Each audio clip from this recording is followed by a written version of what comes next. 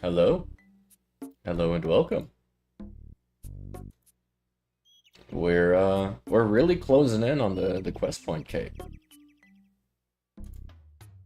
We're seriously getting pretty close. So yeah. Welcome everybody. Today we are going to be grinding up to level 60 rune crafting, because 60 rune crafting is the requirement for the quest cape. So that's what we're gonna do. And the thing we need to hop to a Guardians of the Rift world. Yeah. World 445 looks like the one to go to.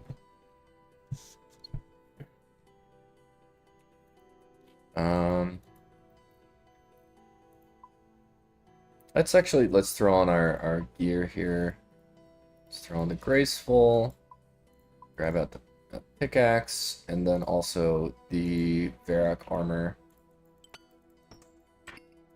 Yeah, and we should be good to go. I mean,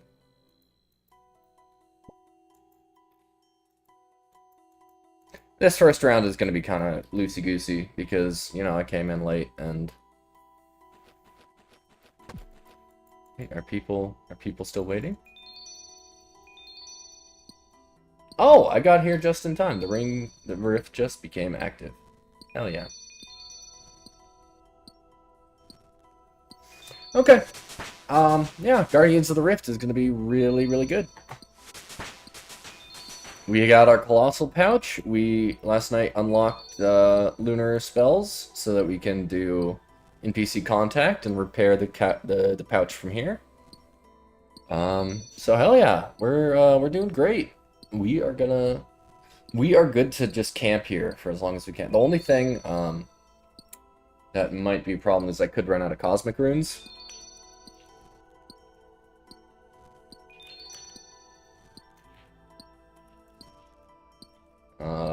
Cosmic Runes. Does anyone sell Cosmics, or am I gonna have to make them? Well, actually, I can make them in here, can't I? Yeah, yeah, Guardian of Cosmics is right there, so I can make Cosmic Runes in here. So, I mean, honestly, I feel like with the runes I make in here, I could stay here for quite a while.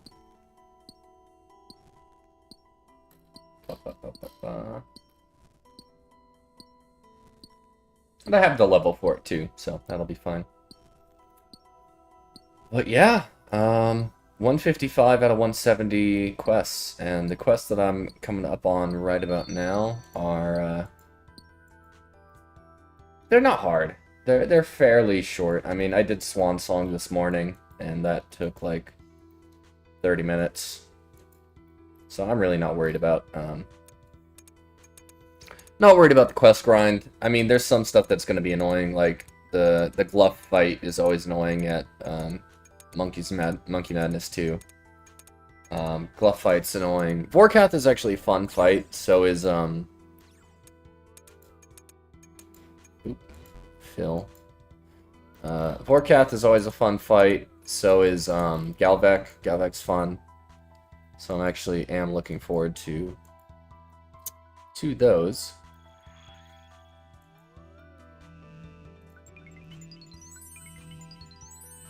That'll be fun.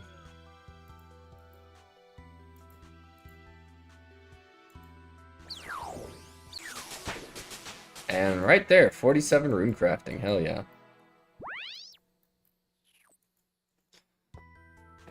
So yeah, we're just gonna grind away. Grind away at some skilling bosses. I also need to do I want to get up to level 70 smithing. I think 70 smithing is also... No, I can just pull up the questcape requirements real quick.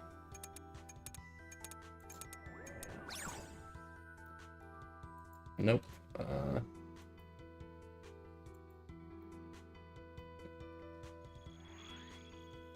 We can look at the questcape requirements real quick and see what all stats we should be going for.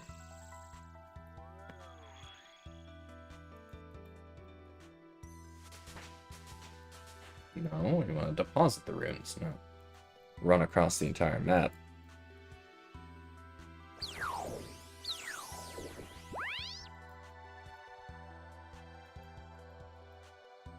The other portal is going to be opening up soon.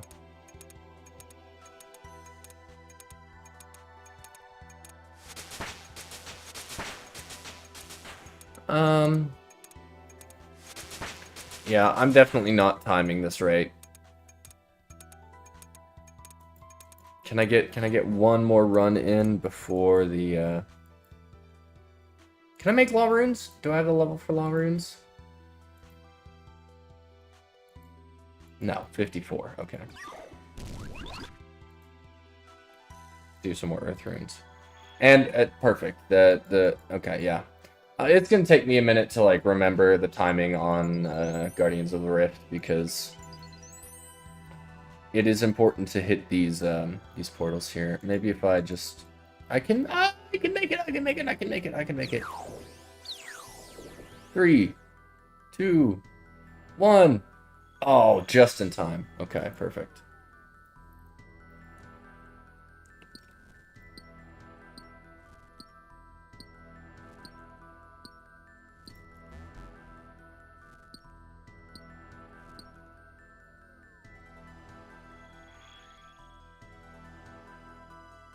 Okay, Cosmics.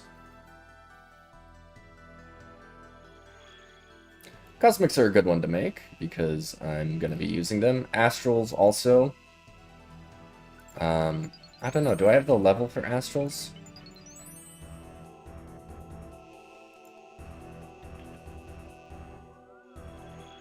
Runes. Cosmics. Astrals are at 40, so yeah, I'd have that. Now the question is there, can you get to the Astral Altar from in here?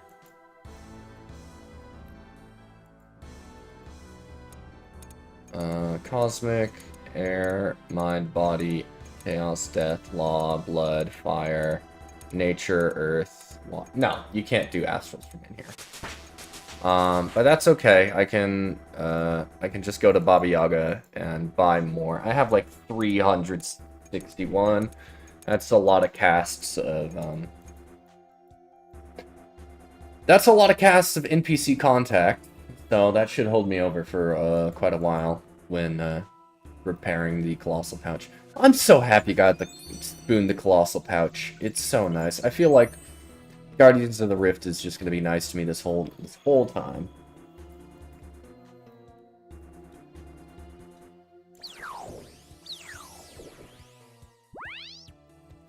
Free, it's so nice. It's just honestly the best method of rune crafting for an iron.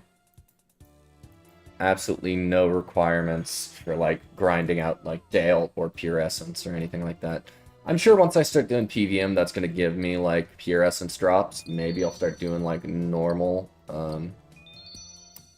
rune crafting methods. But for now, when I don't really want to, like, AFK mine a whole bunch of Pure Essence, then this seems like a really good option.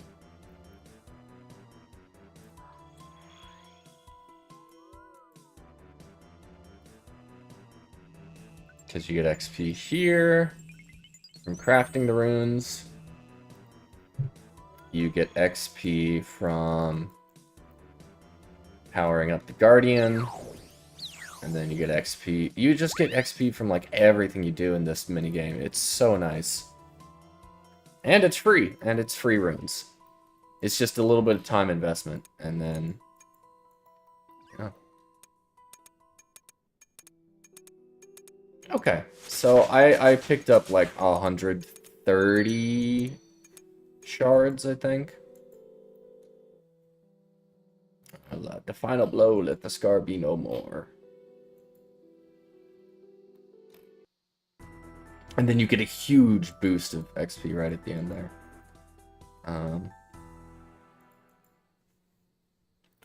But 9 rifts closed, and guess what? Already the Colossal Pouch, it's huge. This is just a great, a great place. I don't know. Should I loot the Guardian at like 50 points or 100 points? I feel like we could save up to 100 and then go for a big opening, or open it more commonly and then try and just get the rune crafting outfit early. That might actually be a good option as well. You'll have to let me know what you think. Would you prefer to see like a big loot opening for like those cool loot drops, or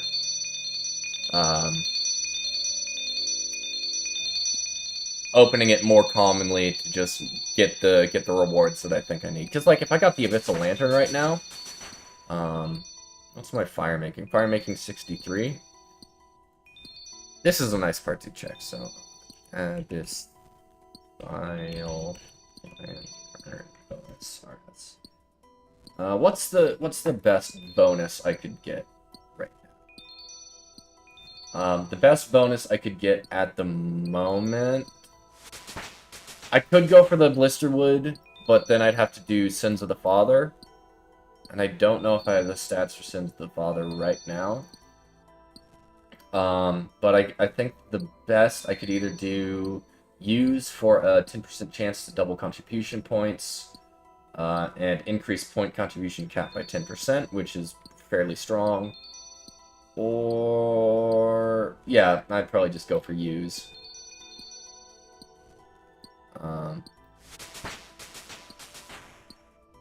10% chance to double your contribution points is huge. So, because like the only other drop that I really want from here is Abyssal Lantern, and I would rather get that early because that helps grind the minigame more efficiently, you know? And besides that, just Abyssal Pearls for the outfit.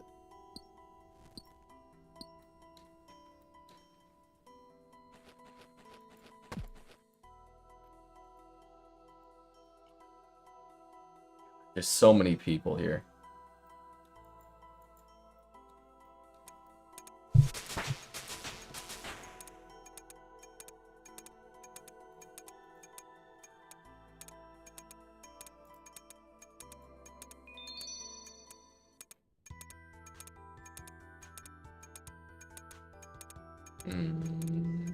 Okay.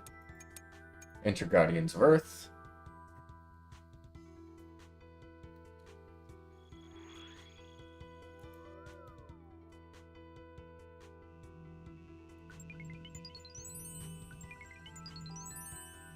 I imagine someone just normally rune crafting, like a new player doesn't really know what Guardians of the Rift is, and they're like just grinding out rune crafting the normal way, and they just happen to be on the Guardians of the Rift world. Let's drop the Earth Runes because I want full. I just imagine what it would be for like a new player to see like they're randomly crafting Earth Runes and then suddenly like a million people run into the room and then run back out.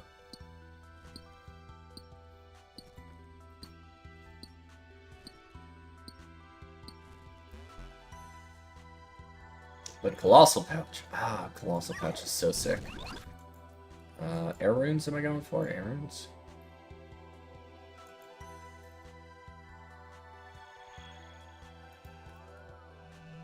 Get that. And we're gonna drop the Air Talisman, because that's kind of shit.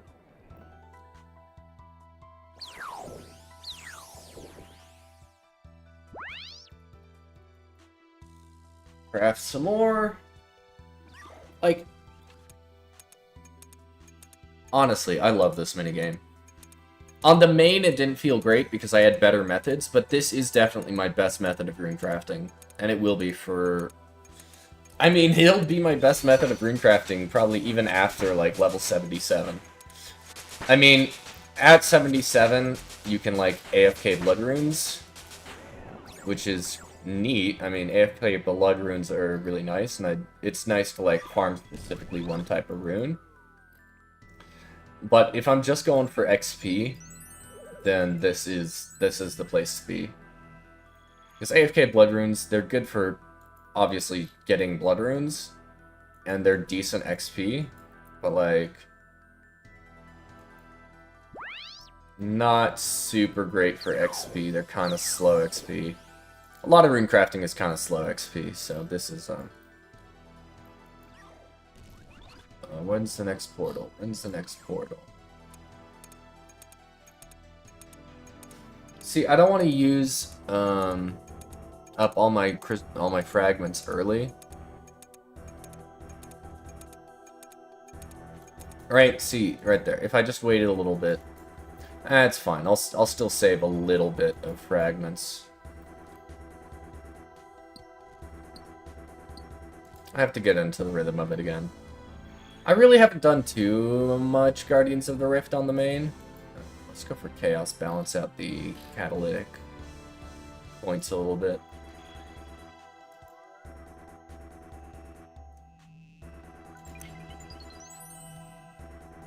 And first time our rune pouch has degraded.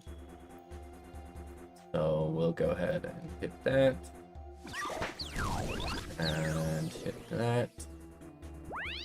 And hit that. And then we'll go NPC contact, Dark Mage. NPC contact, Dark Mage. Hello, can you repair my pouches? Alright. Thanks. Perfect, okay.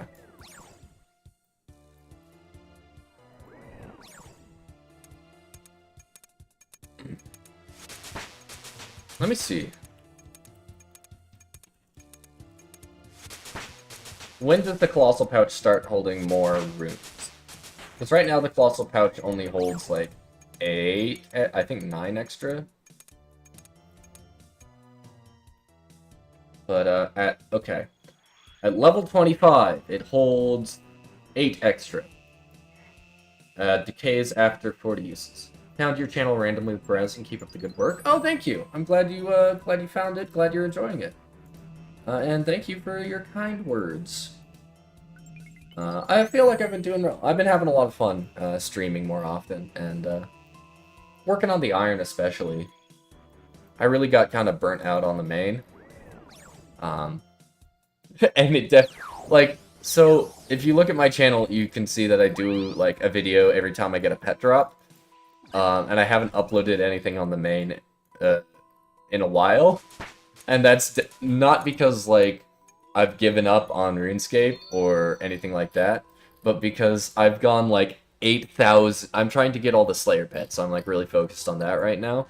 I've gone over 8,000 KC at Thermi with no pet.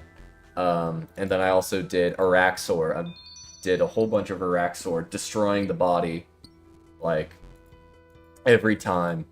And so you don't get any loot and double pet chance, but still I'm at like 45,000 pulls with no pet. So I was just like, you know what?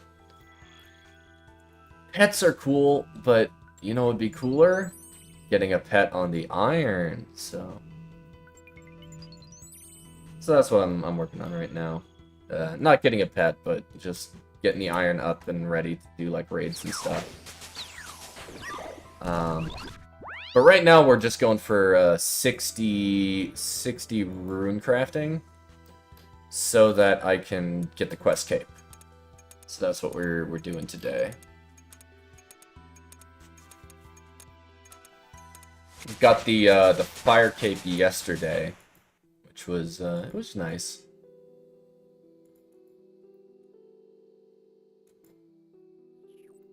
Okay, I don't know if I can get points for the Rift Guardian, but I can definitely get a little bit of XP here from just making these fire runes.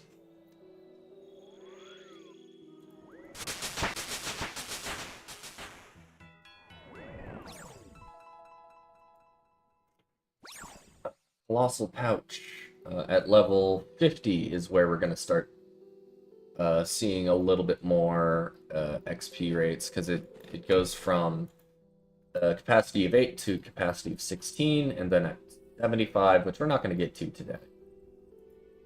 I think 60 is a reasonable goal for like a day of grinding. 75, I don't think it's reasonable to get today.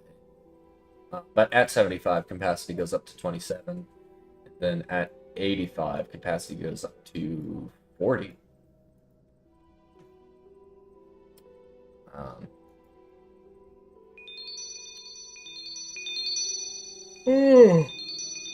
5, 3, 2, 1. And we swing our axe. And, yeah, I feel like 125 to 130 fragments is about good. That seems like where we're sitting. I might have to start getting more once we get the capacity increase, which shouldn't take too... We're gonna have, like, maybe in 10 games we'll have 12 capacity. We'll have level 50 rune crafting.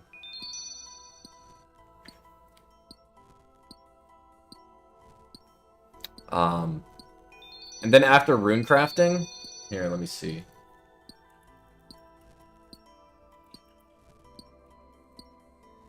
After rune crafting, we need 72 mining and 70 smithing. So that's gonna be my next goal. Because I just did the quest that lets you grind for the zombie axe. And so I'm thinking we knock out the rune crafting requirements for the quest cape, and then we go to do the mining and smithing requirements, and that will set me up pretty well. I'll be able to smith the zombie axe, as well as mine some other stuff. But also mining is going to be a grind for me after the quest cape anyway, because I mean after the quest cape I'm gonna be going hard into Slayer, definitely gonna be going hard at like Zulrah. I have to get a good Zulrah setup, and that's definitely where the Twin Flame Staff comes in. But yeah, I'll definitely be going hard at Zulrah, and when I get to Zulrah, Blowpipe is, like, inbound. I'll stay there definitely for a Blowpipe and Trident upgrade. And Serp Helm. I mean, Serp Helm would be nice. I don't really need a Serp Helm. But Serp Helm is convenient to have, so I might as well go for it as well.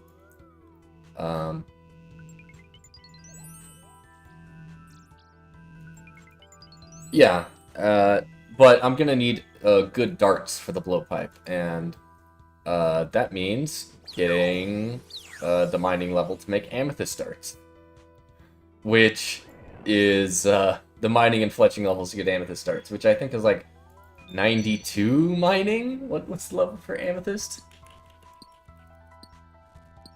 Amethyst OSRS. Yeah, you need 92 mining. So the thing is, I'm gonna have to like. I really like the gameplay loop of Iron Man mode, because it's like, okay, you unlock a quest and you can grind for the zombie axe, right? And you can get the drop with the zombie axe. But then it's like, okay, you got the zombie axe, but you still need to grind to level 70 smithing to make it and use it. Or you can get the blowpipe, and you can make the blowpipe at like relatively low fletching level. But if you want like decent ammunition, you're gonna have to go for a long skilling grind to get to 92 mining. Which I think I like that sort of loop where it's like you can get the drop, and then on the main, if you get the drop, you just sell it. But on the iron, you unlock the content, and then you get the drop, and then you get the things that make the drop like usable, like amethyst darts for the blowpipe, or I'm trying to think, or like even like the Bofa. You can get like mega spooned on the Bofa, and like get it on like 100 KC. But if you do, you still need to grind for the crystal shards and the armor pieces.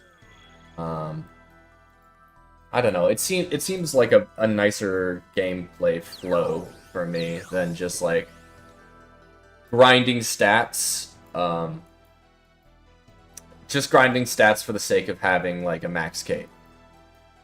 I feel like Iron Man mode is much more like you're grinding stats to actually do some activities rather than just grinding stats for the number to get higher.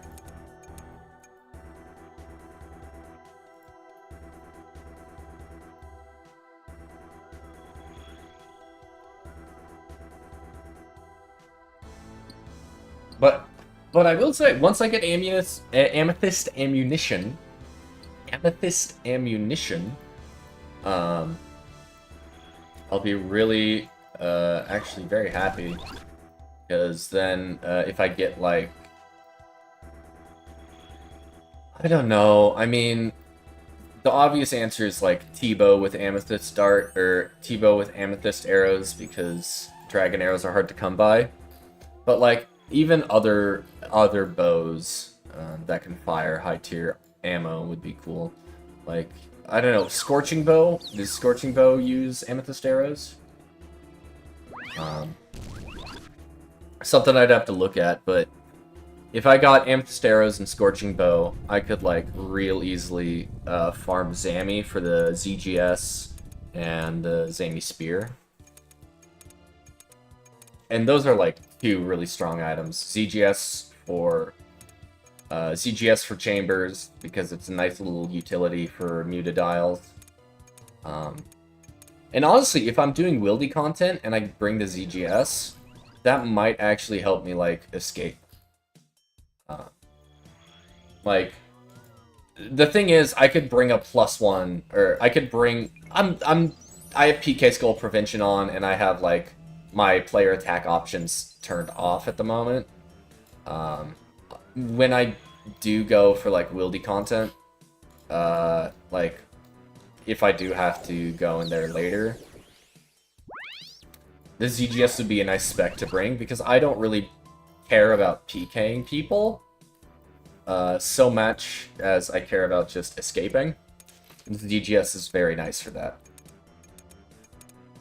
As long as I don't run into multi, and I don't skull up, then the ZGS is like my everyday carry in the wilderness. You know? But that's a ways off. That's probably, I mean... Right now, sort of the closest thing I really want to do in the wilderness is get the Odium and Malediction shards. I think those would be really cool to get. Okay. Got that, and do I have time? 3, 2, 1. Oh, perfect. Yeah, but ZGS is actually a pretty nice weapon to have. Even though it is really niche. It is a very niche weapon. Hello? Bill? No, I guess that was already filled. But yeah, Guardians of the Rift. Hell yeah, let's do it. I'm sort of stacking up catalytic points where I can. Even if I, like, go over the sort of points of the elemental, so I'm not really going evenly on them. Because, I can craft all the elemental runes, so it doesn't really matter. I can get elemental points whenever. But, as far as catalytic goes, I can't craft law runes, I can't craft death runes yet, and I can't craft blood runes yet. So there is a good amount of time that I'm not able to actually get catalytic points. So when they are available, I am going to be going for them, like, all the time, even if like say fire, if cosmic or like chaos and fire runes are up, clearly the better option is fire runes for the the large cell or the huge cell or whatever. But I need the catalytic points anyway, so I might as well go for those. But Amethyst darts, Amethyst, yeah, 92 mining is gonna be a hell of a grind. What's this person saying? Cox sounds sweaty? Cox is the chillest raid. It's like, I have, okay. I have been imbibed, I have done plenty of Chambers of Xeric runs where I had imbibed a number of substances. And still managed to pull off, like, mage skipping perfectly. Right? Chambers is the easiest raid of all. It's my favorite raid because, not because, like, if you do, honestly, if you do Chambers of Xeric on, like, the We Do Raids Discord, or, like, another, like, party-finding kind of Discord, you're gonna have a bad time, because everyone there takes the game way too seriously, and they're allergic to fun, and if you're inefficient for like 2 ticks, they start flaming you. It's way more fun when I'm raiding with like friends, because I have a friend who's also on an iron who's like trying to get their Chambers prayers, and then another friend who just wanted to learn Chambers. And when we raid, it's hilarious because I'll scout out like a decent raid, like 4 overloads, good point rooms and everything, and they just find the tiniest things to complain about, like, oh, the scavs are 1 room back, we gotta go back so far to get scavs for farming. Like, shut the fuck up. Don't test me, I'll make you do Vespula next time. I have the power to do that. I'll make you solo crabs.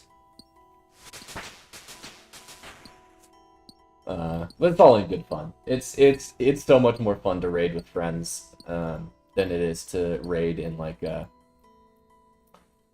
especially like free-for-all worlds or like public worlds, public raid worlds. Those are toxic as fuck. And I have a friend who's same friend who was raiding with me at Chambers has recently started doing TOB. And they've been doing TOB on World 314. And if you know anything about World 314, it's awful. It's awful.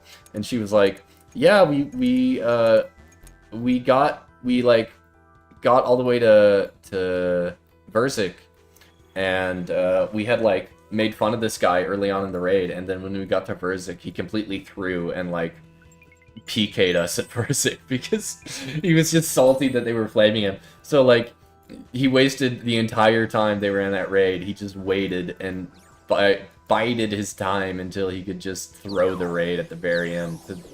Just for, like, the pettiest thing, like, haha, you suck, your gear's bad, and you're dumb. It's, like, it's so petty and stupid. I don't think I'll ever want to, like, raid TOB without, like, people I know. Or at the very least, like, a team that I've run with a good number of times to where I know they're not going to be shitters and, like, try and PK me throughout, like, all the rooms. It's also nice because, I've done, like, maybe 30 KC at TB at this point.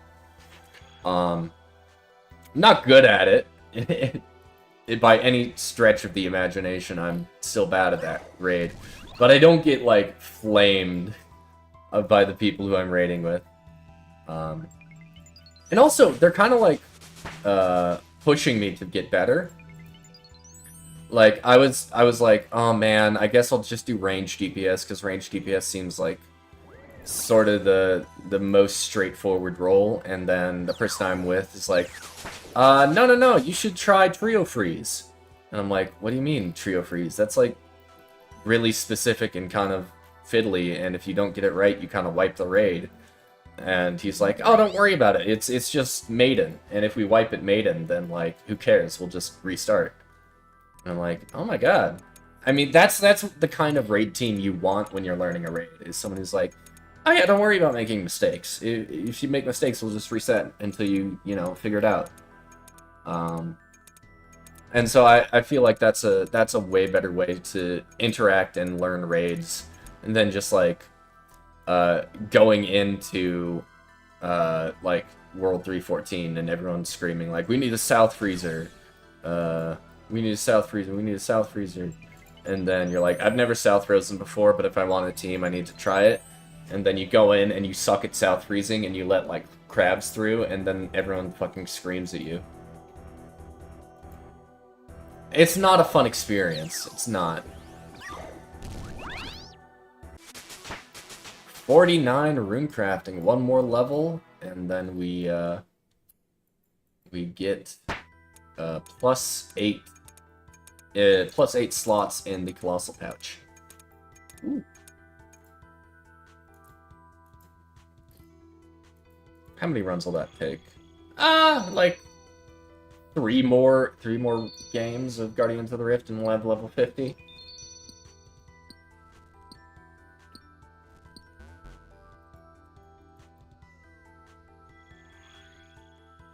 Alright. Go for Guardian. See, I'll go for the Guardian of the Water here because the other one was Blood Altar, and I cannot do that, so.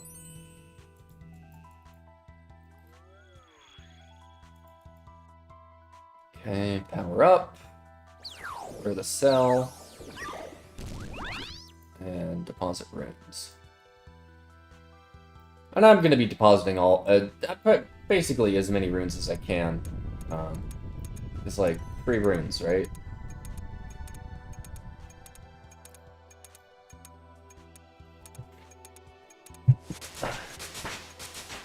Ooh.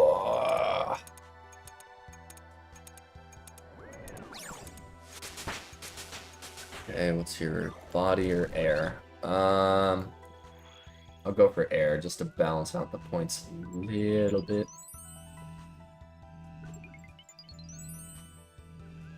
Because there's like a threshold you need to get to for like if you have too low, if you have like below 70 something, like 145 points on elemental has like a 50-50 chance of giving me either 1 elemental point or 2. But catalytic, I have 209, so I have like 100% chance to get 2 points. So it's a little bit fiddly.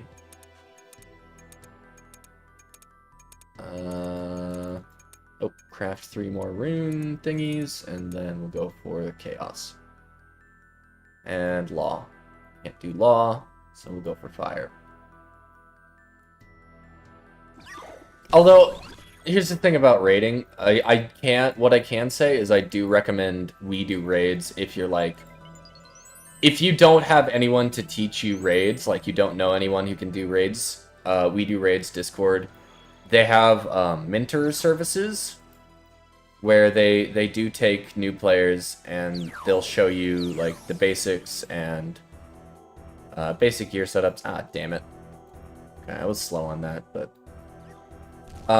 they will show you like they have good like gear setups, minimum gear requirements, and that'll give you something to aim for. I'm out of fragments, and that was the last portal, so now I guess I just sit here and twiddle my thumbs until the game ends. I mean, maybe I need to start getting more fragments at the beginning of the game. Maybe bump it up from 130 to 150. I don't know. We'll see. But yeah, the mentor raids are really good at the Weedy Raids Discord. They will help you learn the basics. And yeah, I do recommend if you're going to do chambers, everyone's like, oh my god, Vespula so scary, Vanguard so scary. I don't want to do Vasa, it's so scary. All the V rooms are gonna kill me. It's like, they're not. They're absolutely not. You can learn them. Vespula, if you have the tile markers down, and you know how to click your prayer when your prayer goes down, if you know how to, like, drink a prayer potion and turn your prayer back on before, like, running back in with Redemption, you can kill Vespula fine. Vespula is super easy. Vasa is a little bit harder for new players, I think, because Vasa is a DPS check. So if you don't have good enough gear, Vasa can really rock you. Which is something to keep in mind. You might want to avoid Vasa if you're like camping like lower tier weapons. Like if you're going in there with Eclipse Moon instead of like Crystal, maybe Vasa is a little bit harder. But I mean, if you're doing a no scale Vasa, it's pretty easy to get done. And then Vanguards are super easy as well. You just need to pay attention to what the rest of your team is doing and keep their health relatively the same. The only reason V rooms are like avoided for new players is I don't know. Honestly, I couldn't tell you. People don't like Vespula, but it's because they don't know how to do Vespula, right? People don't like Vanguards because they accidentally fuck it up. But like if you don't make the mistakes at these rooms, you're never gonna learn them. And then you're gonna go into hard mode TOB, or you're going to go into hard mode chambers, and you're gonna be confused, and then the hard mode teams are gonna flame you because you don't know how to like you don't know how to do Vasa. You've never done Vasa, and Vasa is like super easy. Vasa is like a 2 down at most Vasa is usually a 2 down in a challenge mode run. You know, because everyone's running in there with their T-bows. A lot of times people bring fangs for the crystals.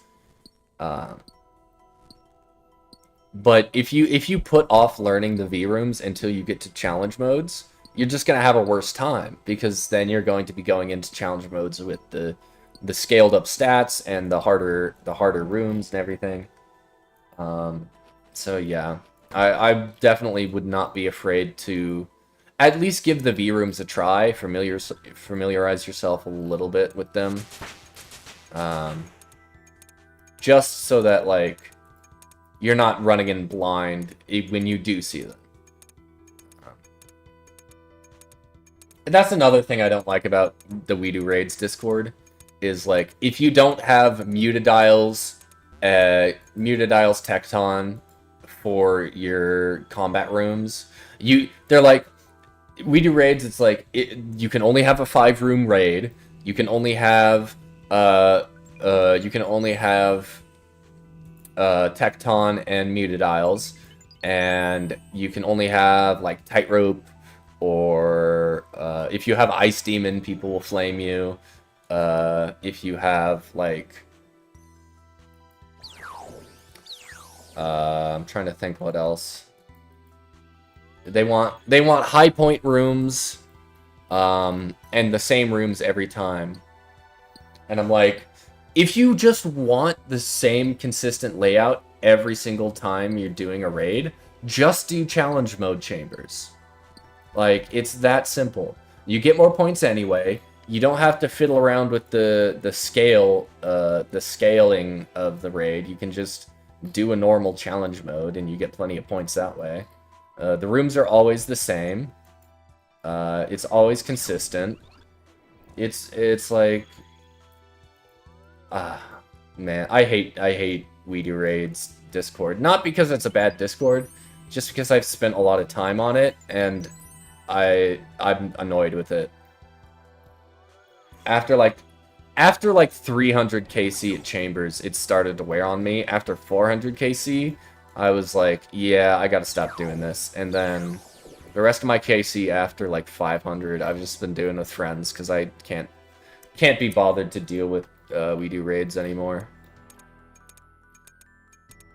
But again, if you need to learn, if you need like a mentor service or something, they do free mentoring all the time, really. I mean, they schedule it out, but I'd say like If you really need to learn Chambers or TOB. TOB is a little bit harder. There's not as many mentors for TOB in the We Do Raids Discord. I'd say We Do Raids is definitely more focused on, like, Tombs of Amascut and Chambers.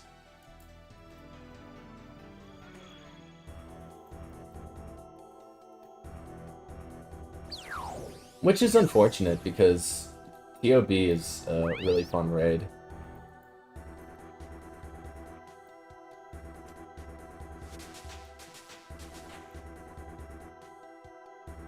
Oh, yeah.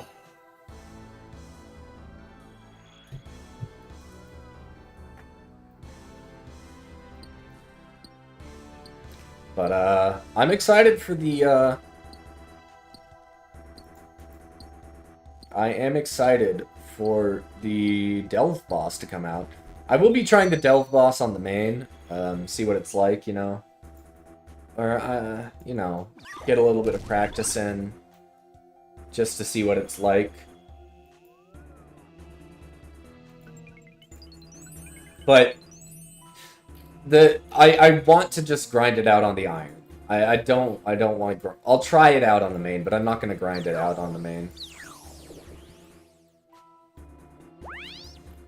But I'm really looking forward to a lot of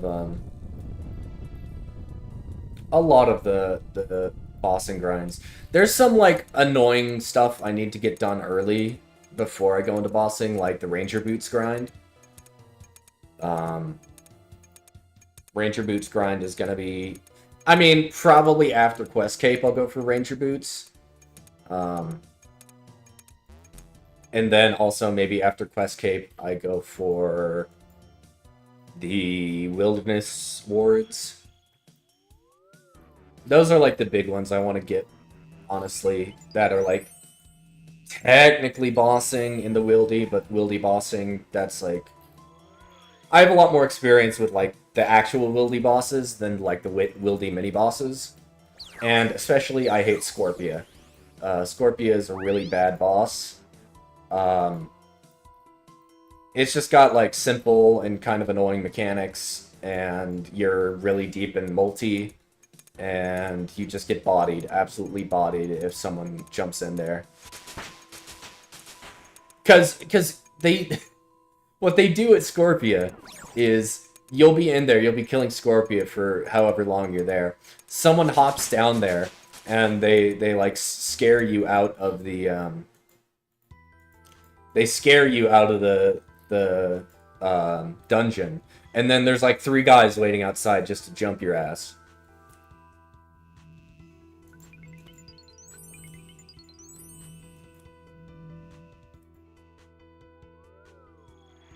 I'm not a fan of Scorpia, or any of Scorpia's mechanics.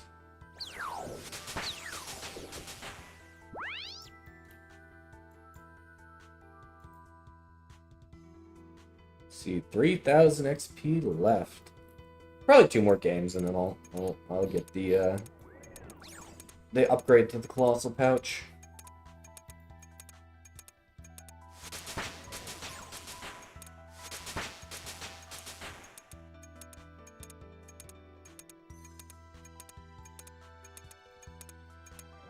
Alright, let's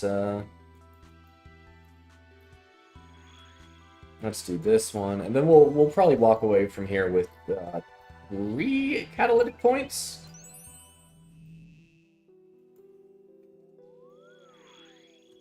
And I might take a quick break to loot some of the Guardian rewards, and then check out, like, what I need. 11 catalytic and 12 elemental. Okay. Drop the weak cell. Okay, 1 more game, and then we'll loot the chest. And we'll see what we get. Abyssal Lantern would be nice, but you never know.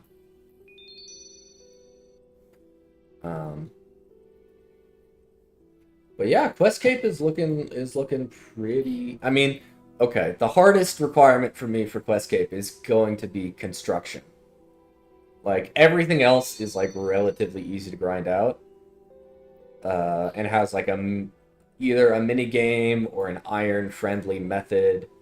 Like, crafting, I need to get up to 70, but I'm, like, doing giant seaweed, and I got the spell book for Super Glass Make, so that's gonna not take super long.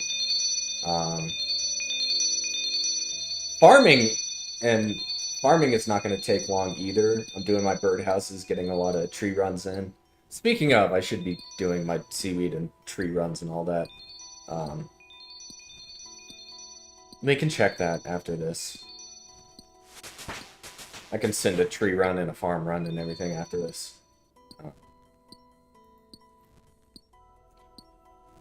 But yeah. Oh. I really just want to, we'll take it one skill at a time and just grind it out for the quest cape. Like, fire making is gonna be super easy. Wood cutting, I'm almost there anyway, it doesn't matter. Smithing and mining, I need those anyways, so not gonna hurt to get. Herb lore, we got a mini game for it. Thieving, there's a lot of good methods.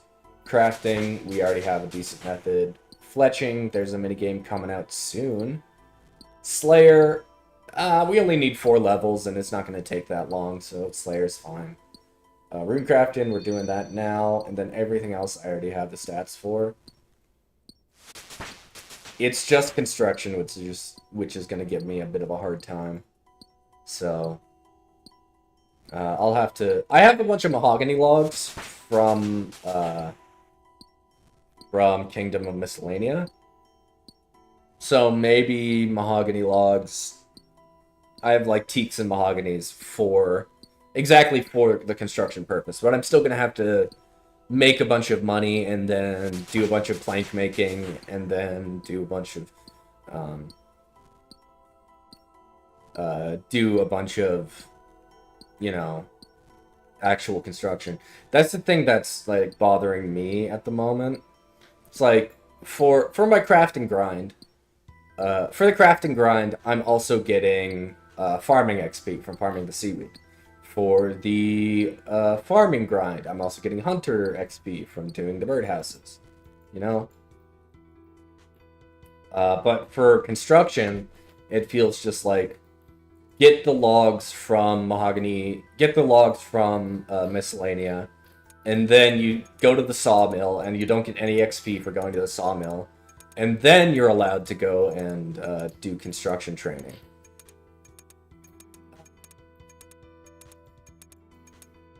And also, like...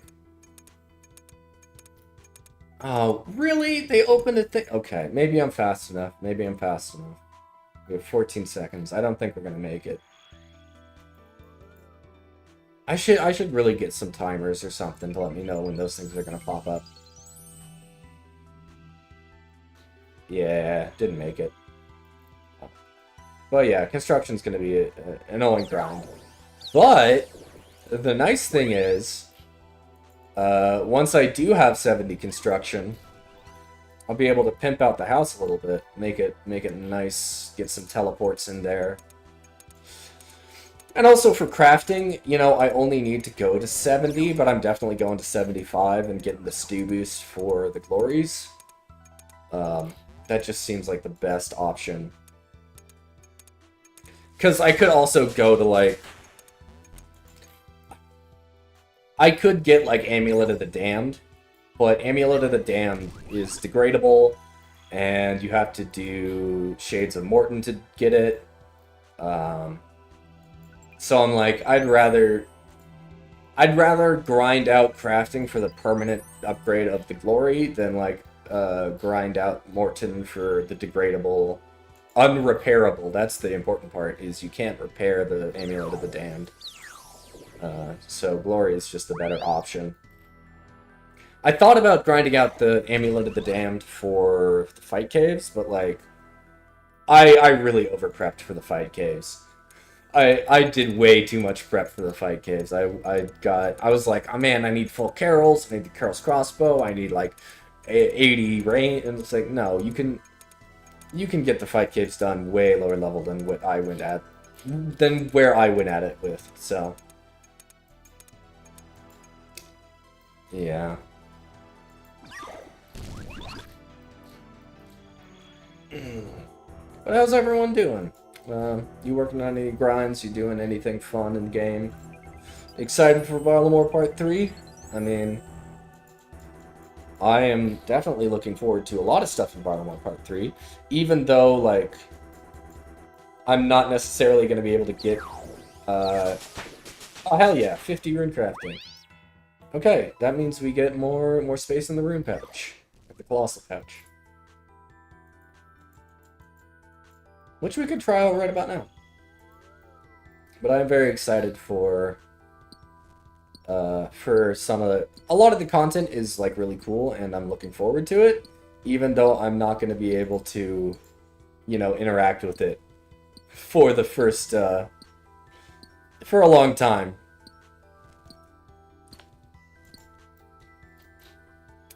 Like my mid-game goal at this point is, I've sort of given up on Barrows. I got full Arams, which is nice, because I think Arams is... I don't know, I just like Arams better than Blue Moon, because Blue Moon's, like, tissue paper, has no defensive stats. At least compared to Arams. And I don't care about, like, oh, the armor has strength bonus too, so you can sort of hybrid it. And I'm like, why would I hybrid my PVM gear? Like, I get it for PvP, if you want to hybrid PvP gear. But why would I hybrid PVM gear when I can just do a full switch? It's like, oh, you save more supplies. And it's like, yeah, but I'm not using that much supplies anyway. And if I'm on a Slayer task, I'm not switching gear. So I might as well just take, like, a dedicated gear set to it rather than a hybrid gear set. It's like, oh, but the set bonus is really good. You get the burn effect. It's like... Eclipse Moon, or... Like, okay. Eclipse Moon, sure. Eclipse Moon has a good set bonus. Blood Moon definitely has a good set bonus, and I do want to get Blood Moon. But, like, if you're just doing regular PVM, when are you ever using the Blue Moon special effect? Right? Because the special isn't like, oh, you remove a tick from your next cast delay, or... something that makes you do more DPS with the magic spells. Blue Moon is you have more... You are able to, like, attack with melee after you freeze someone. Which, like, sure, if you're in PvP, that, like, is still niche, but, like, I guess useful in some cases. But for PVM, where is the special set effect from Blue Moon ever useful? I don't know. I'm sure there's somewhere, and someone's gonna pop in and be like, oh yeah, but you can use it, like... You can use it at Chompies to keep them from running away. It's like, what? Okay. I don't know. Blue Moon just seems like the worst of the three Perilous Moon armors.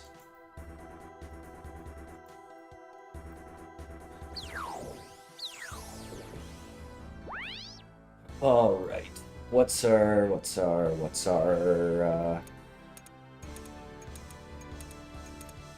points looking like?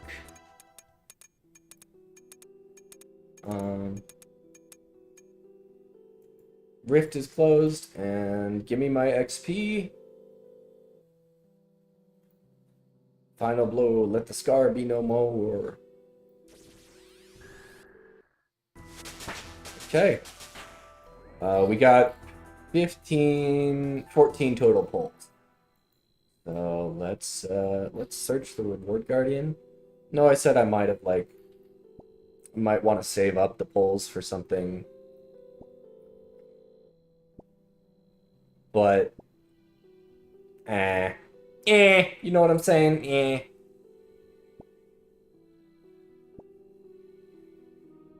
If I get a Abyssal Lantern early, that would be a lot nicer than... Abyssal Lantern early would be a lot nicer than saving up the points and getting it, like, because I would kick myself. I would kick myself if, like, um, I saved up 100 points and then, like, the first 5 pulls, I got the Abyssal Lantern. But we have 101 pearls, and then how much are each of these? Value 400, 350, 350, 250. Hold on. Where's the... Can't you buy an Abyssal Lantern? Can you buy an Abyssal Lantern for pearls? OSRS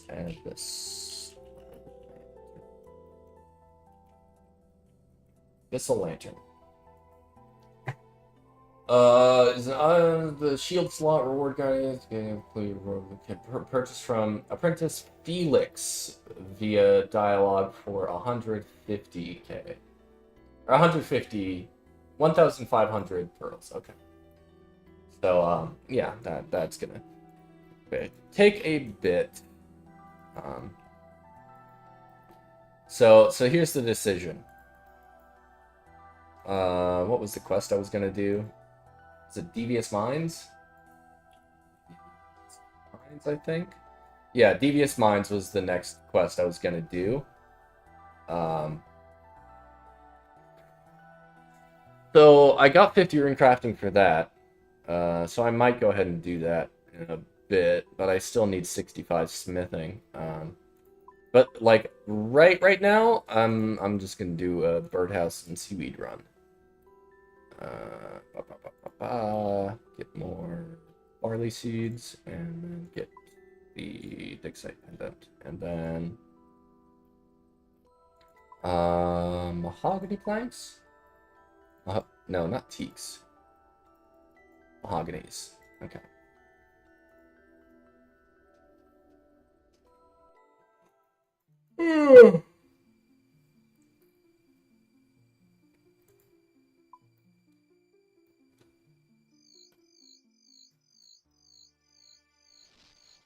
Ooh, that's a lot of birdhouses. I'm gonna have so many birdhouses by the time I unlock Brews, Sarah Brews. I already have like over 400 just from doing Hunter Rumors, and then I haven't been doing birdhouse runs for too long.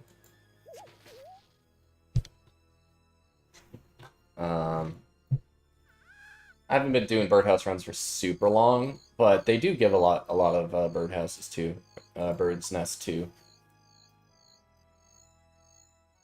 So, but Hunter Rumors is definitely also a really good way to get birdhouses, which is why I'm probably gonna stick with that all the way to 99, just because I know. I mean, what even dropped bird nest in the game? There's not a lot.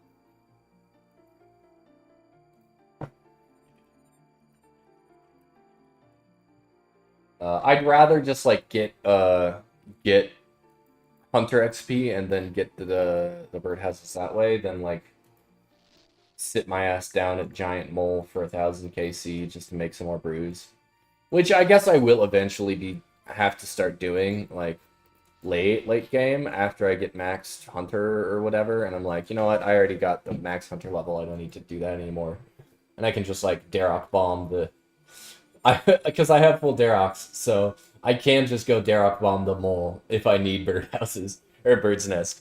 So that's a good option. Like I was thinking, I got full Daroks, and I'm like, where will I even use this? I'm never gonna use full Darok never gonna use full Daroks at Nightmare Zone. I'm just gonna imbue my stuff through like the PvP arena or like Soul Wars, because Nightmare Zone is like, it's old content. It's like very early on when Old School came out did they add Nightmare Zone, and it's honestly not great. It's kind of slow. It's good for XP. What are these doing in here? I don't need these. But there's so many other better ways to get your No seaweed spores. Okay. There's so many nicer and better ways to get your imbues now that Nightmare Zone is kind of irrelevant.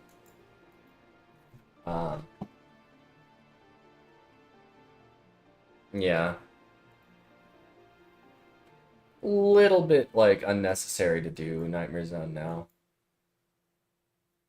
With all the other methods you can use. So welcome to my seaweed grind. My seaweed grind is actually a very peaceful grind because, let's crank that music so you can hear it a little better. You sit here and you pick seaweed and you look at the mermaid and you look at the leprechaun suffocating and chained to the bottom of the ocean. Like, this is weird. That part of this is weird to me. That if you like he pissed off the wrong people and they threw the leprechaun overboard, chained to a pot of gold, so he'd drown. Like, yeah, I kind of have to just. I don't want to like grind out a brine saber and then kill lobstrosities for seaweed spores. So when I do a seaweed run, I just sort of hang out down here. You know, just hang out until I get the seaweed spores to spawn. Because it doesn't take that long. It might take like a couple minutes. Gives me a moment to just sort of sit back and...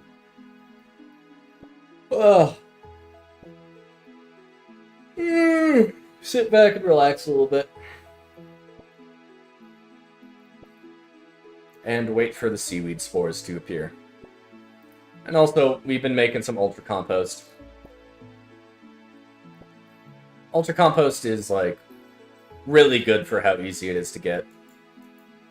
You just get super compost, and then you mine a little bit of volcanic ash. I think it's like 2 volcanic ash per bucket. I think it's a little bit less if you're, like, adding the volcanic ash to the compost bin. So I'll have to, like, math that out and see what's better.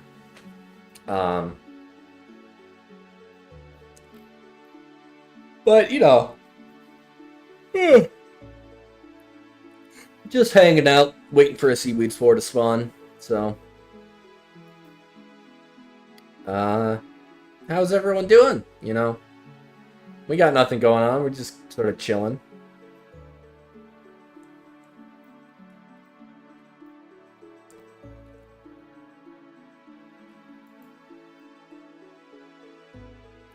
But, 38 times 5. 38 times 5 is 190 soda ash, just from that one seaweed run. And, with sandstone mining, that makes it a really nice method. Sandstone mining is really nice. And it will get nicer. I mean, once I get Beneath Cursed Sands done, and I can just use that tiara and stay there basically as long as I want, as long as I have, like, the water runes for it.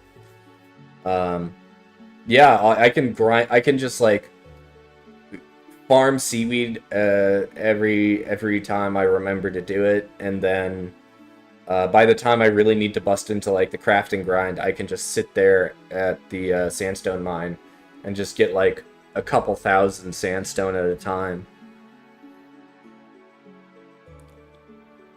I thought glass blowing would be kind of a bad method. And it was, okay, it was a bad method when I was doing charter ships. Because I did charter ship glass blowing to level 50-ish? Around level 50. I did charter ships crafting to get the colossal pouch, which was not a great method. It wasn't really that fun, and it cost a lot of money, and I didn't like it. But, like, then I started doing giant seaweed, and that's a lot chiller, and you can smelt the soda ash in the oven with the sand, and that's a bit easier. And then now I got, what, Super Glass Make? And Super Glass Make is even better. I think you get more glass from it than you would at a furnace. Make glass without a furnace, and I think you get more glass from it than from using a furnace. So it is like a really good option, and I feel like I could just that would make it a lot nicer. Because right now what I do is I go to Edgeville and use the Edgeville furnace and then bank it and do that until I finish the stack. And then I glass blow it. But this feels like I could just be bank standing and then glass blow that way. So it cuts down on some movement. So like every little thing that I've done on the glass blowing grind has sort of improved the method a little bit. But yeah.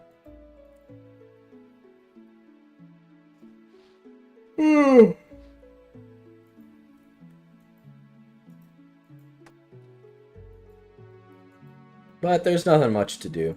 Oh, I'd like to talk to you, mysterious old man. Gave me a kebab. Alright, let's just eat that to get rid of it.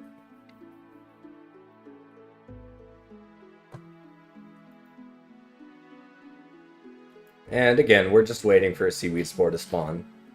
So that I don't, like, leave this place without having another seaweed growing. And hopefully, the thing is, I really want, like, a stack of 3 seaweed spores to spawn so that for the next run, I already have 2 banked and I don't have to wait around. That's the best option.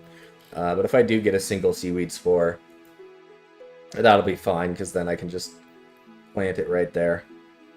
And get back to Guardians of the Rift.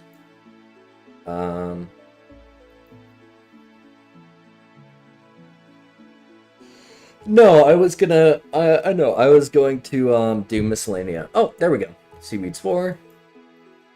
Okay.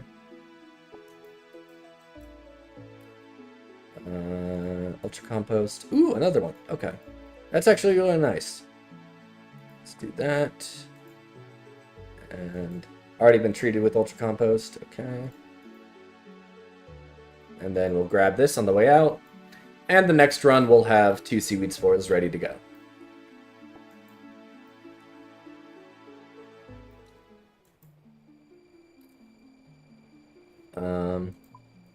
But yeah, we can check here, and 814 giant seaweed is really good. So it's a good amount. But right now, let's take that, and where's that?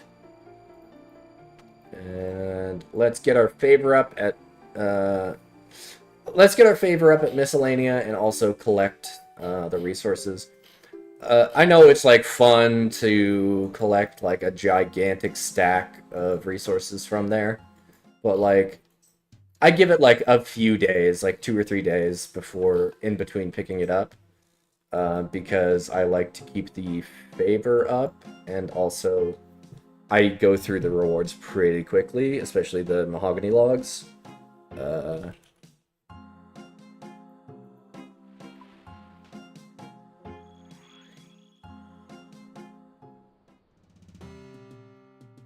And we can turn the music back down. Mostly just wanted to listen to the nice music while we were waiting for seaweed spores to spawn.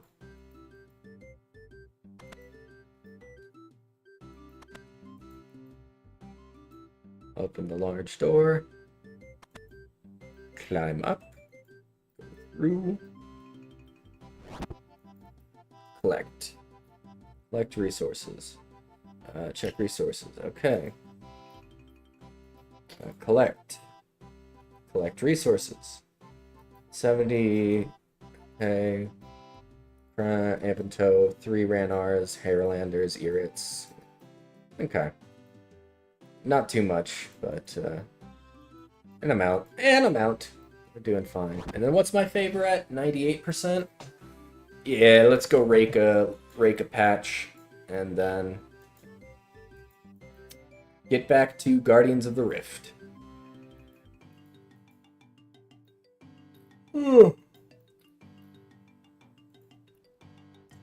And again, hold on.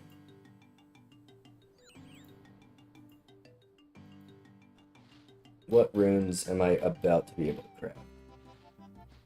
4 levels, I can start crafting law runes. Which will be cool. Law runes are nice. And then we have 100% favor. Perfect. Monastery teleport. And off we go back to the off to Wizard's Tower. I don't have that necklace yet. That's a direct teleport to the Guardians of the Rift. That one's nice for getting to the Rift, and it's also really nice for Leviathan. Because if you're grinding Leviathan, you can either use the Ring of Shadow and use charges from the Ring of Shadows to get there, or you can use the Guardians of the Rift amulet, and what that does is it actually... Ooh, Gourmet Implant? Curry. Whatever. What the benefit of the Guardians of the Rift amulet over the Ring of Shadows is that you are teleported outside of the Scar, right next to a bank. And it's a one-click teleport that you don't need to, like, reconfigure every time you do a different DT2 boss.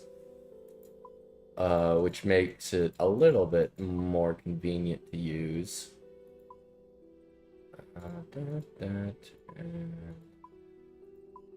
Chisel.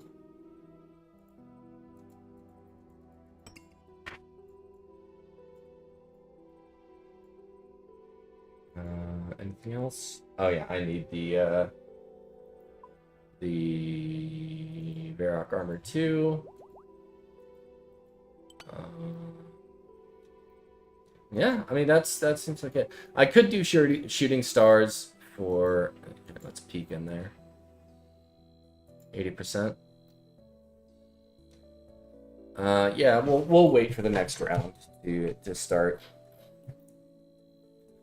I could go do like shooting stars. I might do that for some mining XP. But the only thing I really want from shooting stars would be the mining ring, which is like, it's decent. I think what is it, +4 to your mining? Invisible +4.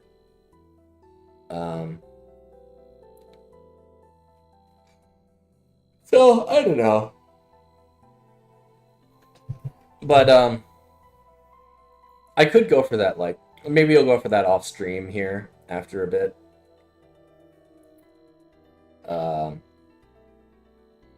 Because that will help me with the whole mining grind up to level 70, and then also, by extension, by helping with the mining grind is going to help with the smithing grind and all that, you know. 93%. Okay, we can peek at the bank here for a sec and see what we're working with. We have like some good gold ore and silver ore for some smithing, but a lot of coal as well. But really, kind of what I want to do for like my smithing grind is maybe like mine up a bunch of iron, smith it into steel, and then go to Giant's Foundry. Because Giant's Foundry is really good for smithing. Or even if I'm not going directly to Giant's Foundry, I could mine the iron, make the steel into like steel plate bodies or something, and then go do and then after that go do Giant's Foundry. That could be the move there too.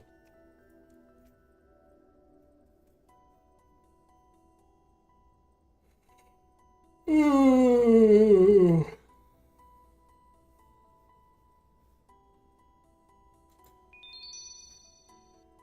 30 seconds until the rift opens up.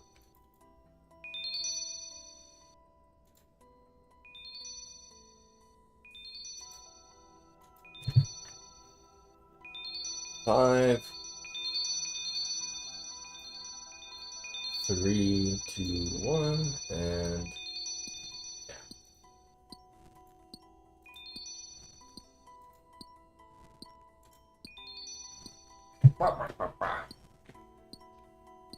nothing really to do here, but just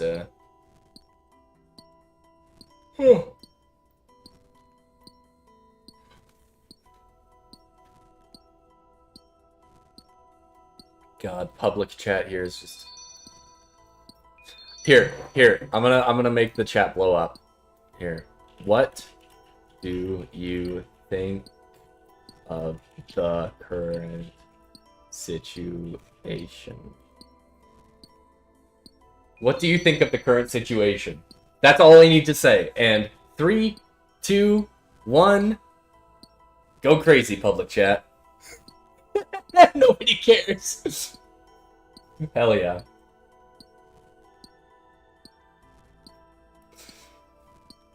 You type that shit in here, you might get a response like that. You type that shit in fucking Winter Todd. You type that shit in Winter Todd, the whole chat explodes. That's the only good part about these public chats is just like you can say you can say the most stupid shit and people start arguing about politics. It's like, you know what? If that's how you want to spend your time at Winter Todd, if you want to spend your time at Winter Todd talking about politics, and a lot of the time it's like Old School has a very international audience, right? Yeah, a very international audience. Like all over the world, people play Old School. But you go to Winter Todd, and it's nothing but American politics, right? They're not talking about like international politics or like local politics to whatever region the person who's talking about it might be saying. No, it's always U.S. politics, and it's always stupid shit. Like, I don't know. I fucking hate public chat at these minigames. It's so stupid. Ooh, we've got a big portal. Big portal.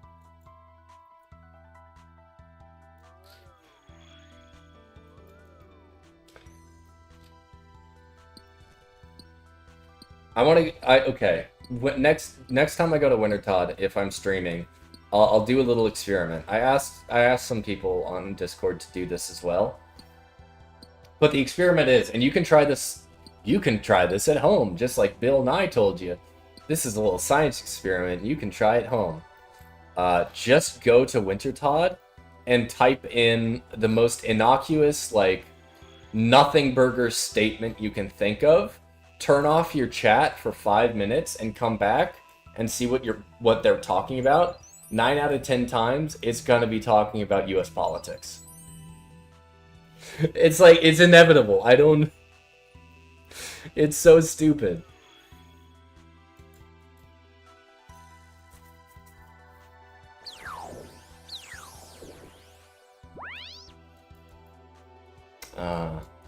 But it is kind of funny.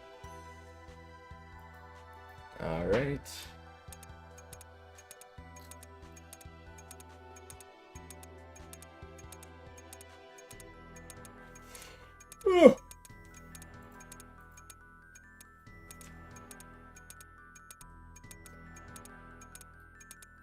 I mean, during this part of the run, no one really talks about stuff because they're all focused on like getting the timing right.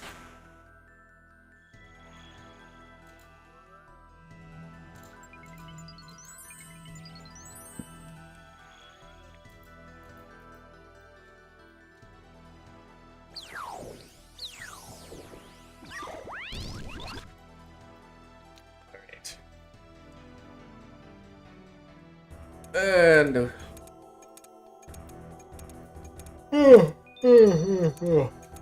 Actually, I'm gonna mine here a little bit until the next big portal opens up. Yeah, there we go. Big portal opened up.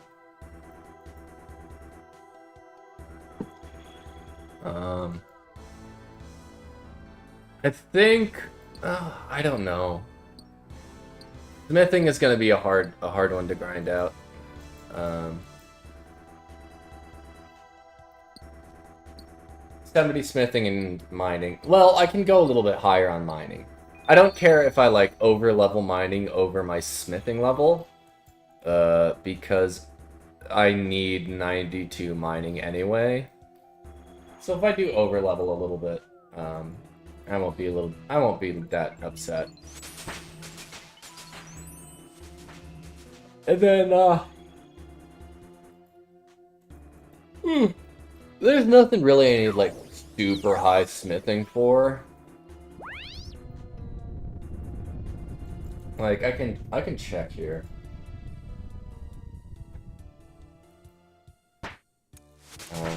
Oh, SRS.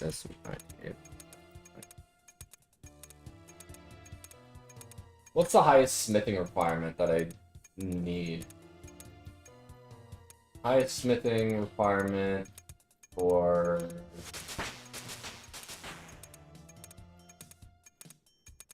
Yeah. Steel. Yeah. Mithril, adamant. Oh, shit. Can't do laws yet, so we'll go to water. Okay, crystal armor is 76 smithing and 76 crafting.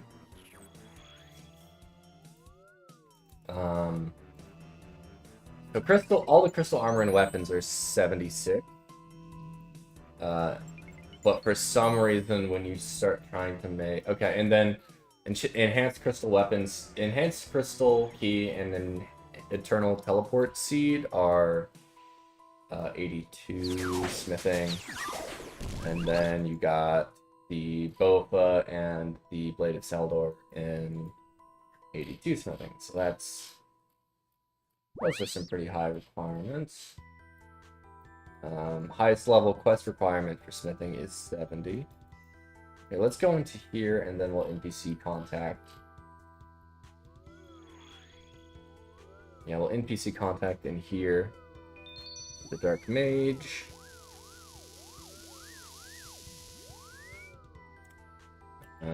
Yes, I know you're busy. Repair my rune pouches. Okay.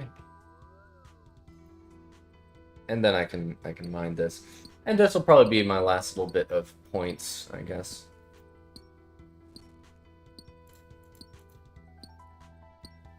My last little bit of...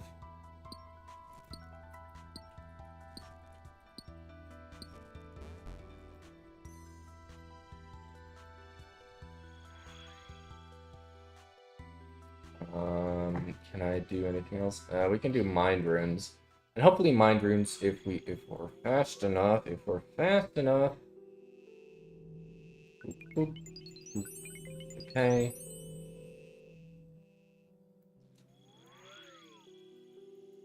And come on, give me that.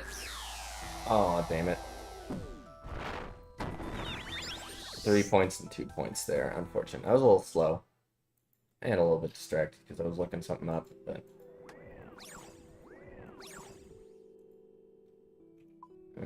destroy that. Destroy that. Take 10. Is there a plugin that will let me know how many uses my rune pouch has left? Because that would be useful.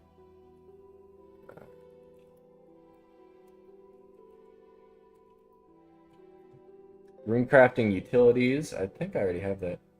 Fill rune pouch with stamina for finding methods. Empty rune pouches near altar.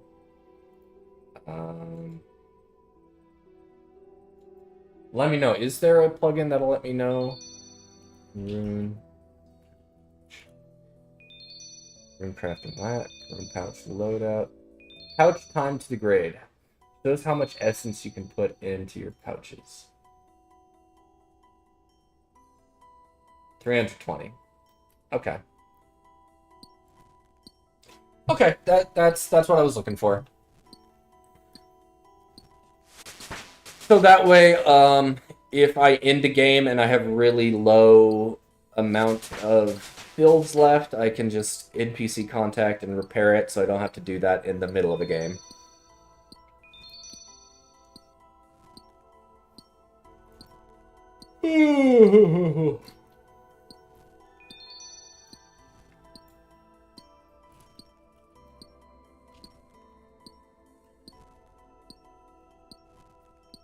Godsword Blade. It requires 80 smithing. Yeah, like all the stuff that you need high smithing for sort of caps out like 80 to 85. And then past that, I don't know if there's really anything that you need super high smithing for. It's not like crafting where like you get your best stuff from like 99 crafting. Smithing could, I mean, it's iconic that you need 99 smithing to make a rune plate body, but at the same time, that doesn't make sense in the modern, layout. And I feel like if they downshifted some of the requirements for, I don't know. I don't know if they should even downshift some of the requirements for the for smithing. But like there's no like best in slot item that you get from having 99 smithing, or that you can make from having 99 smithing, you know?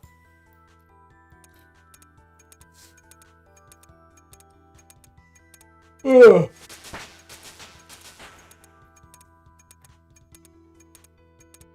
It would be cool if like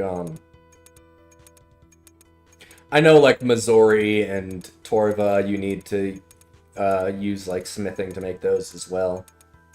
And I feel like that's an interesting use case for like getting high smithing, is just making those on the iron. But like anything iron related, you're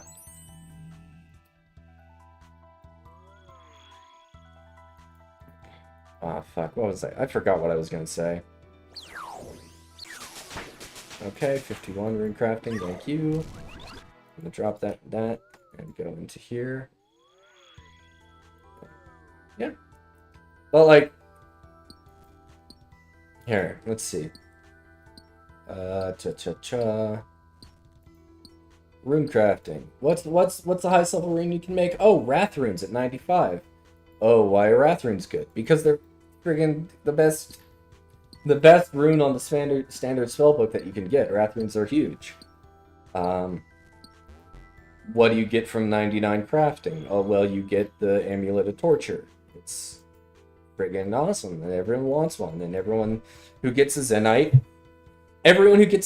either sits there and is like, oh, okay, I'll sell it for money and then buy what I need. Or if you're an iron, you get a Zenyte drop and you're like, well, time to grind crafting for like 50 to 100 hours.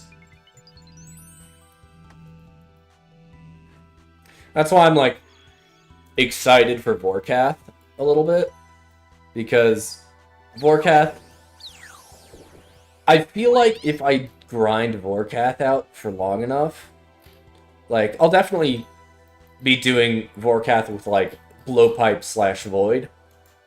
Blowpipe Void with the Salvii. That'll be my setup for Vorkath for a long time. But Vorkath will give me all the shit I need for like crafting, loads of dragon hides. As far as like prayer goes, loads of prayer. Good amount of dragon bolts. There's a lot of stuff. Like when I look at grinding on the main, I'm looking for the rare drops. And I'm still doing that on the iron, but when I'm like considering what would be a good grind to do, I'm also like Well, the normal drops are also really good for me, so those would be great to grind out as well. It really sort of shifted my perspective on like why a boss is good to do. Like, I really didn't care for Zulrah, grinding Zulrah on the main, because like super high pet chance, the uniques aren't like super valuable. It's a bit of an annoying fight to do. You're constantly running around. Your max hit is capped at 50. You know, there's a lot of factors against Zulrah for a main account, at least for me. But looking at Zulrah on the Iron, I'm like, all the uniques are great. They're huge upgrades, and the standard loot you get. You get a bunch of tree seeds for farming XP. You get a bunch of food for, manta rays. Just a lot of really good stuff from Zulrah, which really makes me feel like I could definitely grind it out a lot more and not get burnt out. Because my problem with, like, I don't think I'm gonna go for pets. I do eventually want to go for pets on this account, but I don't think I'll do that immediately, because the reason I got burned out of the main was definitely had a lot to do with the Araxor grind. The Araxor grind, just grinding, destroying the corpse, not getting any loot, not getting the pet, just spending supplies and not getting anything back. That feels awful. But, like, Araxor would feel so much cooler if it's like, yeah, you can do it for the pet, but it's like the reason you do it is because you get the best in slot melee amulet. You get a really good melee weapon.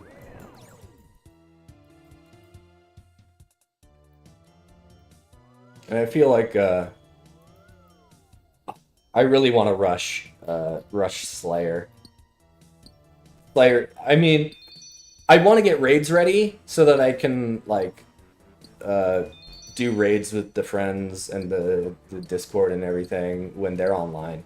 But when they're not online and I'm just grinding on my own, Slayer's definitely going to be the thing, because Slayer bosses and Slayer creatures give a lot of really good XP and loot, but also Slayer bosses have some of the best upgrades in the game.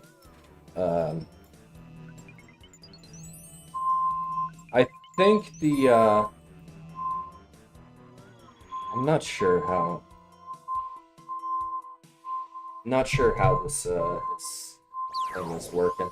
I got a plugin that's like, oh, it tells you how many more essence you can put into your pouch before it degrades. So I need to sort of look at that real quick. What was it? Rune pouch.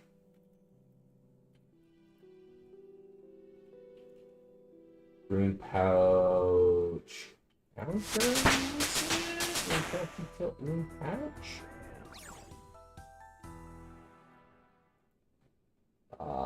Rune pouch. Show pouch count. Show pouch fills. Highlight Dark Mage NPC. Notify when degrades.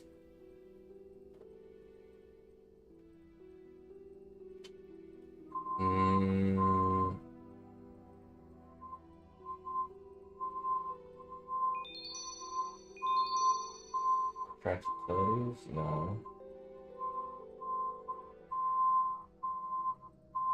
What did I get? What was it?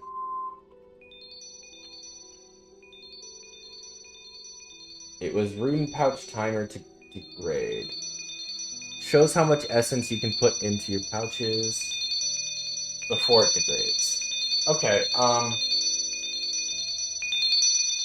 maybe it's because it hasn't degraded yet, and so it sort of messed up the counter.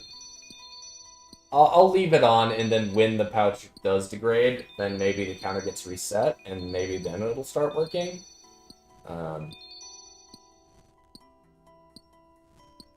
I don't know. We'll see. We'll see. But again, I'm not going for pets immediately. I will go for pets when there's nothing else left to do. Which isn't going to be for a long, long time. Right? I'll probably get like 90 plus stats and everything before I am like, you know what? Now's a good time to go for pets.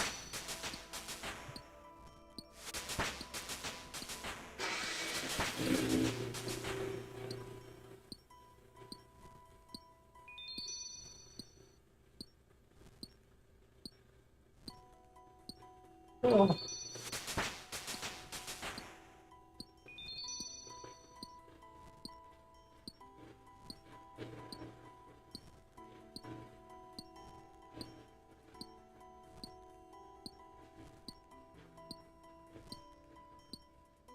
I'm 137, 140, 42, 144,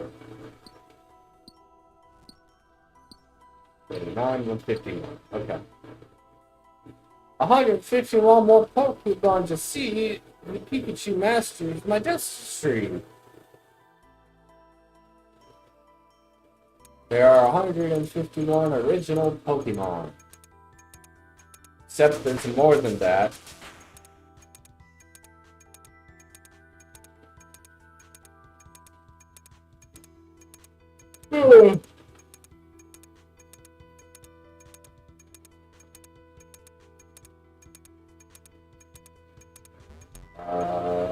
Nature runes, I think we go wherever they go.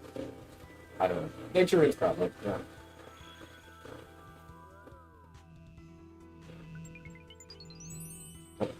Don't go through that yet.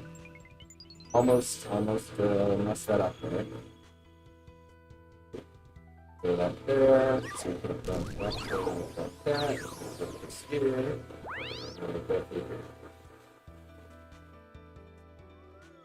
There's a lot of stuff I need to do before I'm raids ready. But I think, you know, I was sort of in that mindset of like, I gotta grind for more gear and better gear and more gear and better gear for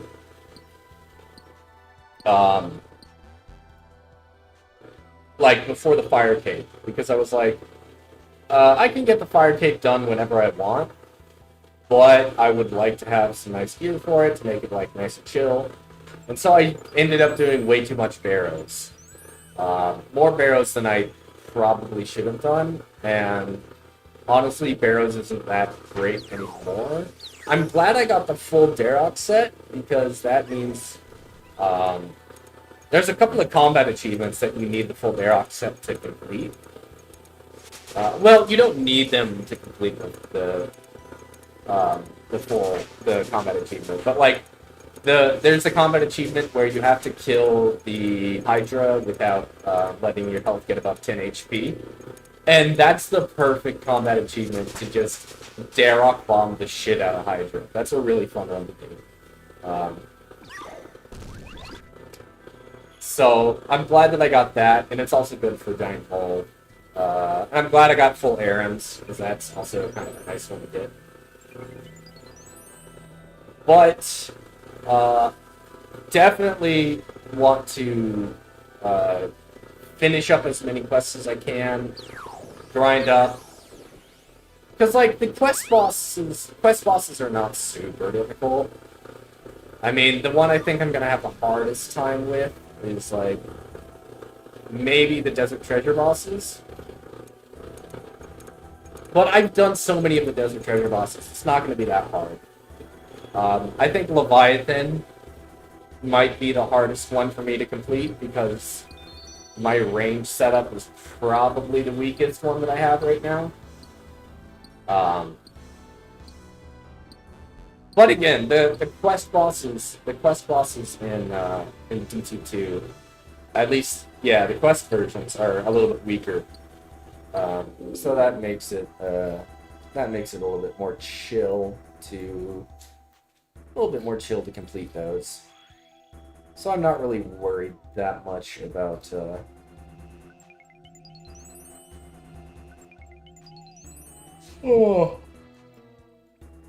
not worried too much about those quest bosses. Really, I'm just thinking like I grind out all the stats I need. I could get the quest cape really soon here.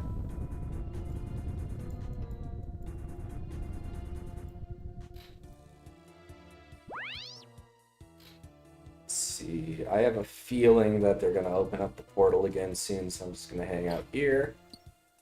It's not. There's no timers that I'm using or anything, but I have a feeling that any second now they're gonna open up the portal.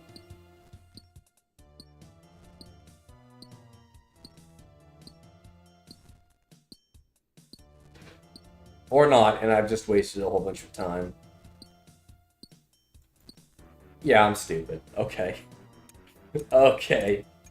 That's great. Ah, that's perfect.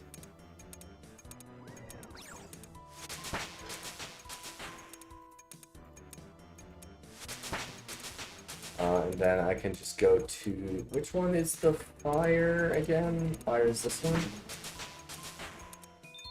And I can just enter that with this guy. Oh, well, fire's already open. What am I doing? I need the 300-ish. Yeah, we'll get up to like 300-ish points here.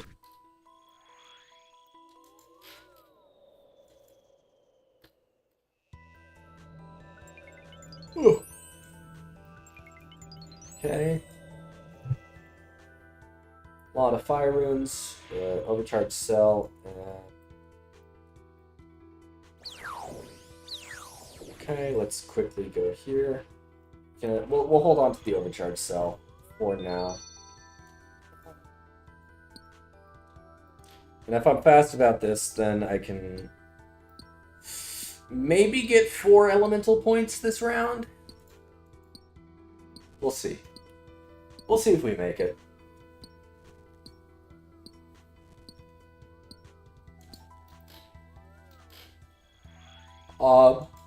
Also, if you are interested in like my Iron Man grind up to this point, yesterday I put out a video of basically my whole grind. Basically all the stuff I've done up to this point, up until getting the fire cape yesterday. Which will show you sort of like what I did. I didn't show any of like the questing grind or anything like that, because I feel like a lot of questing grinding is really boring.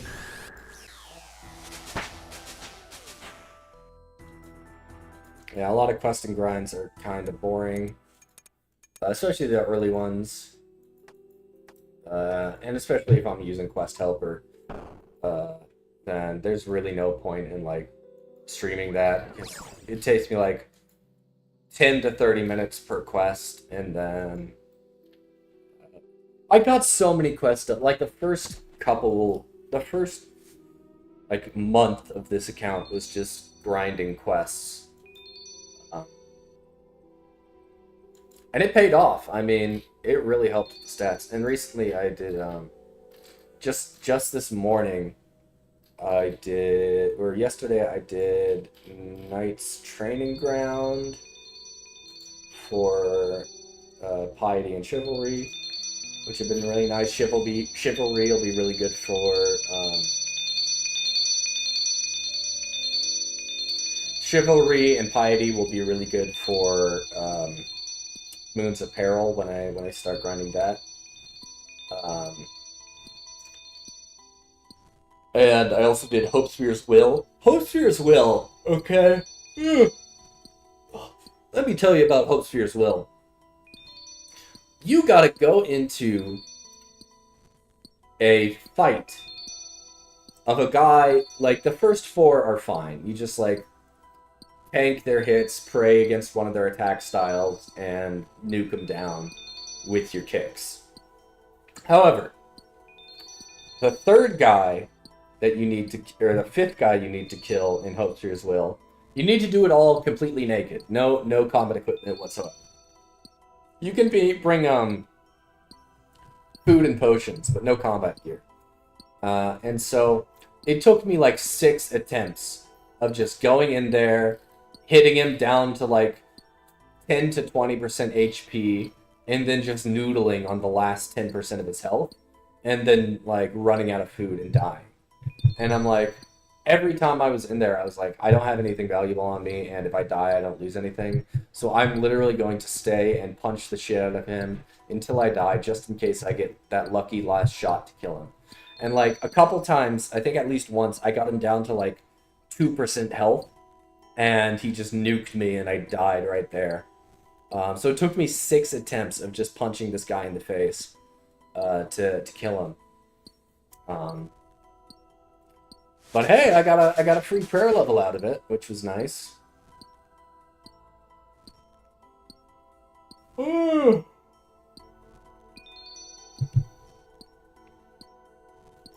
Okay, that should be enough.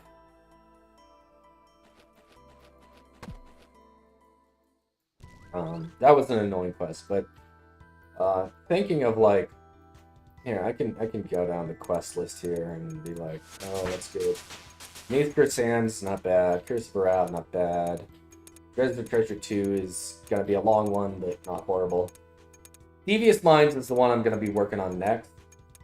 The reason I started here was like, oh, I need 50 rune crafting for Devious Mines.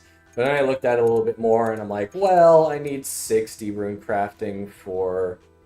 I need 60 rune crafting anyway for the quest cape. So might as well just go for the quest cape.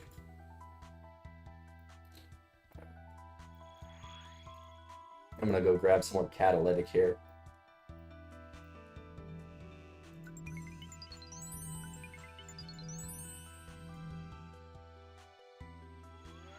Oh yeah.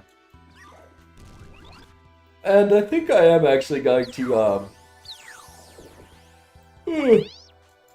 I might end stream here in a bit.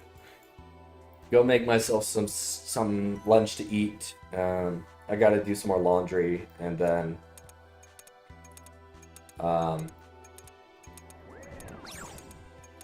you know, I might grind some grind some mining and smithing. Need to grind my mining and smithing up to level 70 anyway. And if I do grind my mining and smithing up to level 70, then I can camp the zombies for the zombie axe. 52, hell yeah. The levels are coming pretty quick. There's no S. Did I not put essence in the pouch when I was there? Okay. That's my mistake. I'm yapping too much and I'm making mistakes.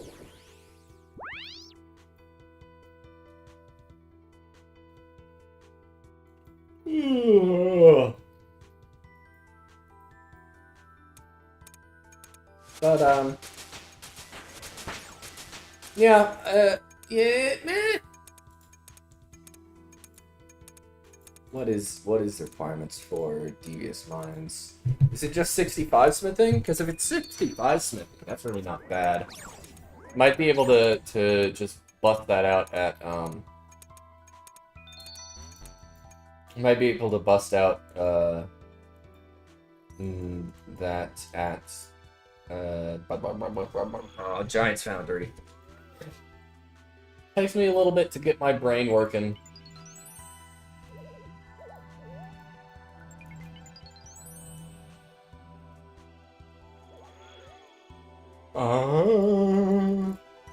Oh, shit, dump that there. Dump that there. And I don't think I'll have time to deposit the water runes. I'll just run and go. Nope! Don't talk to him, go through the portal. Okay. But what was I looking at? We need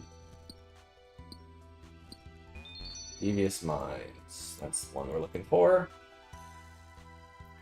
A Mithril two-hand sword, 65 smithing. Bowstring. Large/colossal pouch. Falador teleports.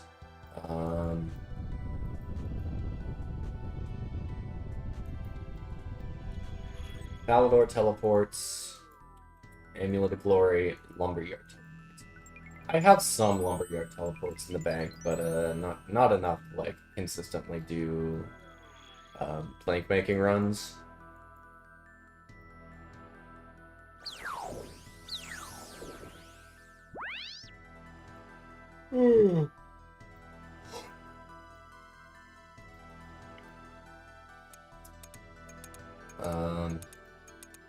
But yeah, 65 smithing is definitely the next big thing I'm gonna do. And if I do get 65 smithing, I might, yeah, that's the thing I should be doing right now, is I should be, I should have my cat out so that I can raise it. It's like got an hour and a half left to raise it into a cat. Because I think stew boosting is, oh god damn it, there's no essence in the pouch? Again, I forgot to put essence in there, that's my bad. Yeah, okay, I should probably end stream here, because I'm talking too much. And I'm making a whole bunch of mistakes, being inefficient. And my throat's starting to hurt from talking nonstop.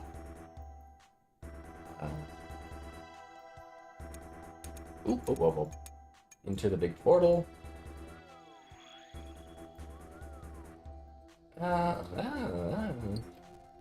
But yeah, mostly, I don't know if I should, like, I'll think about it. I don't know if I should just straight grind out the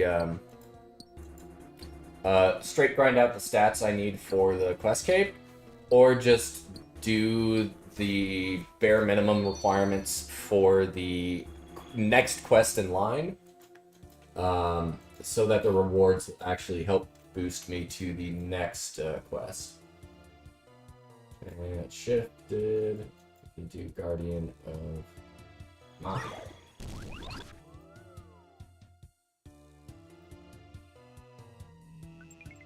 Empty.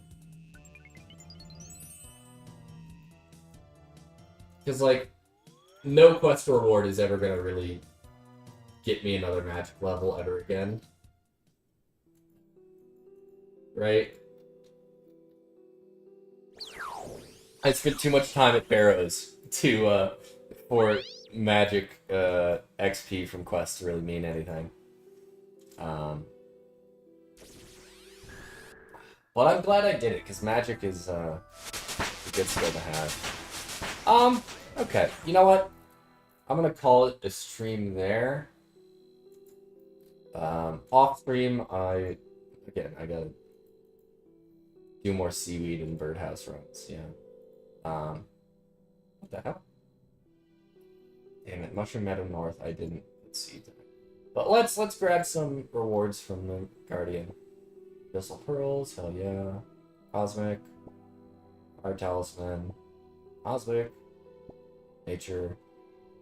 Abyssal Pearls. And Chaos. I mean, sick, yeah. Pearls, pearls, pearls. We love the pearls.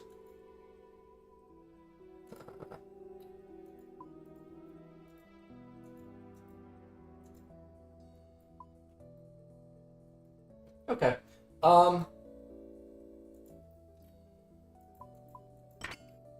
Alrighty then. Yeah, that'll do it for today. I feel like we had a very good stream today. Thanks everyone who stopped by. Yeah, it was fun. I'll catch you next time. We'll keep grinding away. I am gonna do a lot of stuff off stream as well, to try and keep pushing questing down. I mean, right now, yeah, I'm definitely gonna go see how much smithing we can get done with the resources we have right now, and then probably also do a bunch of mining to get more to do more smithing. Yeah. Next time we're back on live, we'll be doing something else, hopefully, something more interesting, and yeah. Thanks everyone who stopped by, and have a wonderful rest of your day. Where is it? Bye bye. All right. Have a good one, all.